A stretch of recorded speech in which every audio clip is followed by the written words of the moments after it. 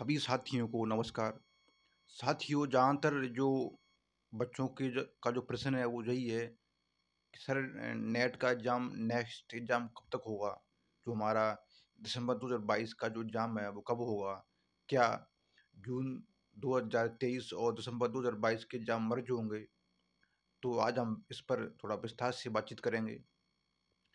तो सबसे पहले तो ये है कि अब ऐसी संभावना बन रही है कि हमारा जो एग्ज़ाम है वो जून में ही होगा और जो दिसंबर वाला एग्ज़ाम हमारा और जो जून वाला एग्ज़ाम है वो मर्ज होने की संभावना है।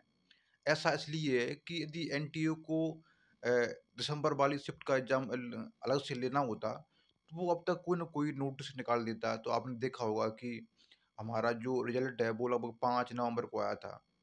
उसके बाद से आपने देख लीजिए न तो कोई नोटिस आया ऐसा, ना कोई यूजीसी की साइड से कोई ऐसा अपडेट आया है कि हमारा एग्ज़ाम जो है वो मार्च में हो सकता है या फिर हमारा जो नोटिफ़िकेशन है वो दिसंबर में आ सकता है।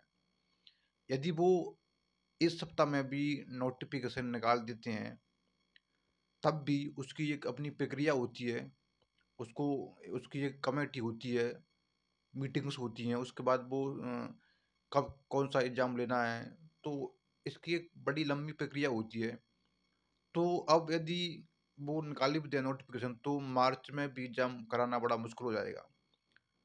दूसरा आपने देखा होगा कि मार्च में बहुत सारी एग्ज़ाम होती हैं, स्कूल की, कॉलेजों की, तो उस टाइम पर एग्ज़ाम कराना इतना आसान नहीं है एनटीए के लिए।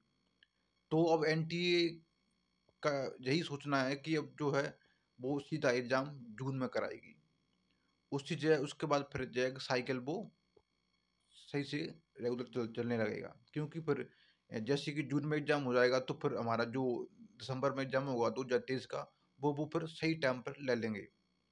ऐसा एनटीए सोच कर चल रहा है। तो साथियों, मेरे हिसाब से आप तो अपनी तैयारी में लगे रहें और इस पर अब ज़्यादा सोचना बंद कर दो कि एग्ज़ाम कब होगा। और जहाँ तक पूरी संभावनाएँ, ऐसा मेरा मानना है।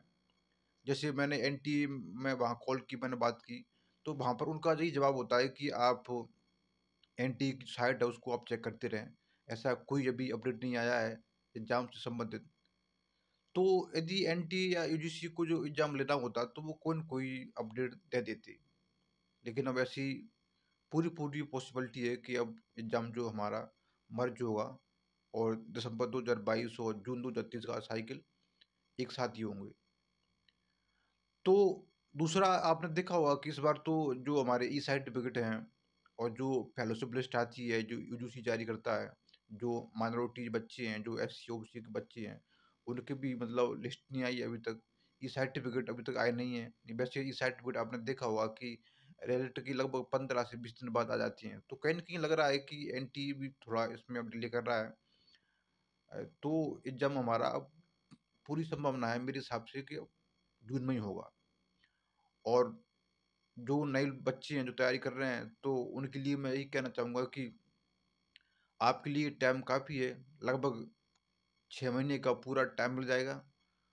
तो अच्छे से अपनी प्रिपरेशन करें और जो सबसे पहले तो जैसे कि सिलेबस को अच्छे से आप उठा के देखें, सिलेबस का आप अच्छे से अध्ययन करें।